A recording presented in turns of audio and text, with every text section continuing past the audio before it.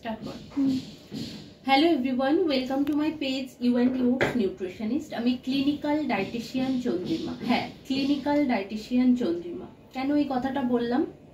কারণ পেশেন্টের অনেক ক্লিনিক্যাল প্রবলেম নিয়ে পেশেন্ট কিন্তু আমার কাছে আসে। আচ্ছা, মৌমিতা মণ্ডল কোথা থেকে এসছে? মৌমিতা মসলন্দপুর থেকে এসছে। ও, তার আগে একটি কথা বলে রাখি, প্রত্যেক শুক্রবার আমি গুরুকৃপায় থাকি। তো মনে করছেন যারা বনগাঁয় থাকেন, মসলন্দপুর থাকেন, বা এদিকে হাবড়া, বীরাগুমা, বারাসাত, তারা এখানে এসে দেখাতে পারেন। তো যেটা মেন কথা আমি বলবো, মৌমিতার বয়স মাত্র 31 বছর, 31 ইয়ার। ওর এই মুহূর্তে ওয়েট রয়েছে 83 কেজি। ওর আইডিয়াল বডি ওয়েট হওয়া উচিত 52 থেকে 60 কেজি, মানে ওর শরীরে 20 কেজি ওজন কিন্তু বেশি রয়েছে, 20 কেজিস। ঘটনা কি, ওর যা ক্লিনিক্যাল যে ইস্যুগুলো আমি দেখলাম, প্রথম কথা ভিটামিন D3 কিন্তু ইনসাফিসিয়েন্ট, মানে শরীরে কম রয়েছে খুব স্বাভাবিকভাবে। এর পাশাপাশি ওর কিন্তু হিমোগ্লোবিনটাও কম। মমিতা, একটা কথা বলি, ভিটামিন ডি যখন তোমার কম থাকবে, খুব স্বাভাবিকভাবে তোমার হিমোগ্লোবিনটাও কম থাকবে। আরেকটা রিপোর্টে যে প্রবলেম দেখলাম সেটা হচ্ছে লিপিড প্রোফাইল। লিপিড প্রোফাইলে কিন্তু ট্রাইগ্লিসারাইডটা বেশি, এইদিকে বাজে ফ্যাট শরীরে বেড়ে যাচ্ছে, ঠিক আছে। আরেকটা প্রবলেম যেটা হচ্ছে কোলেস্টেরলটা অনেক বেশি। তো আমি কেন এই রিপোর্টসগুলো বললাম তোমাকে, কিন্তু আমি ওজন কমানোর ডায়েট চার্ট দিয়ে দিতে পারতাম, কিন্তু সেটা তোমার জন্য সঠিক নয়। কেন সঠিক নয়?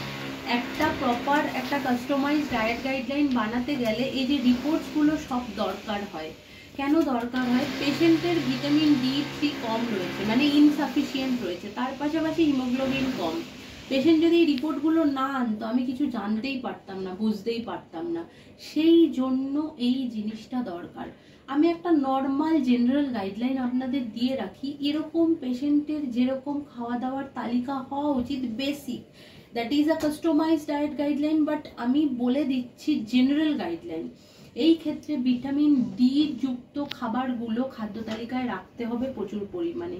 এটা হচ্ছে সূর্যের আলো, দেখুন সূর্যের আলো পড়ছে, সূর্যের আলোতে কিন্তু ভিটামিন ডি নেই। সূর্যের আলো যখন আমার এই চামড়ার সংস্পর্শে আসছে, তখন কিন্তু আমার শরীরের ভেতর ভিটামিন ডিটা শোষিত হচ্ছে।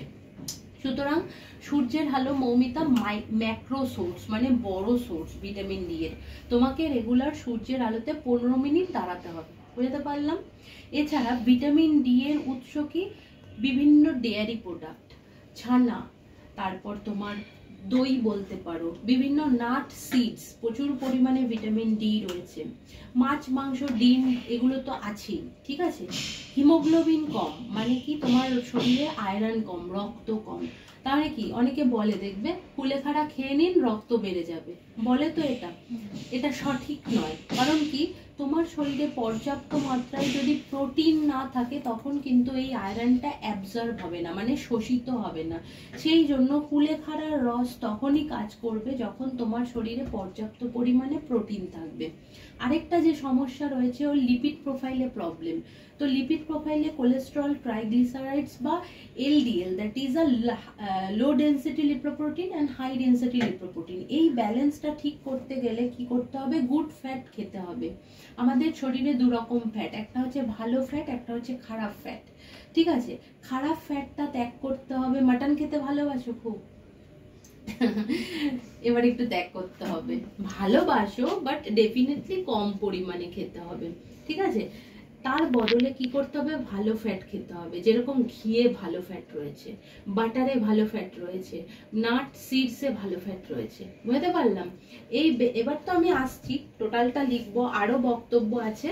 তো এই ভিডিওটা শর্ট করে আপনাদের সাথে এই কারণেই শেয়ার করা, আপনারা যদি কেউ এরকম কন্ডিশনে সাফার করেন, ম্যাক্সিমাম মেয়েরা এই কন্ডিশনে সাফার করছে, যদি কেউ সাফার করে, আমার পেজ মোটামুটি সবাই ফলো করেন, তাহলে অবশ্যই একটা কাস্টমাইজ ডায়েট গাইডলাইন তৈরি করে নিতে পারেন। সকলে ভালো থাকুন এবং হেলদি থাকুন।